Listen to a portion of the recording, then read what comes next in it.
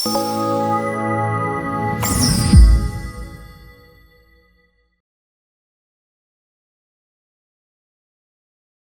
హిందువుకు కూడా ఈ వైకుంఠ ద్వార దర్శనం అనేది దేవుని దర్శించుకోవడానికి నిజంగా దేవుని దర్శించుకుంటే ఈ వైకుంఠ ద్వార దర్శనంలో ప్రతి హిందువు కూడా మోక్షం పొందుతాడని ఒక నమ్మకం ఉంది.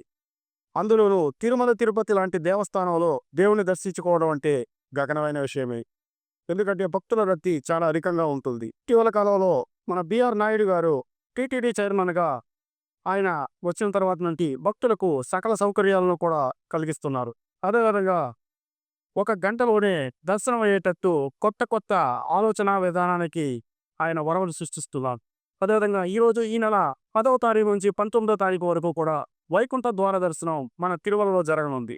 దీనికై ఆఫ్‌లైన్‌లో దాదాపు 1,20,000 టోకెన్లను విడుదల చేయనున్నారు. ఈ 1,20,000 టోకెన్లలో కూడా మన భూదేవి మరియు విష్ణు నివాసం మరియు శ్రీనివాసం కౌంటర్ల వద్ద భక్తులు లైన్‌లో నిలబడి తీసుకోవాల్సిందిగా తెలియజేయడమైంది.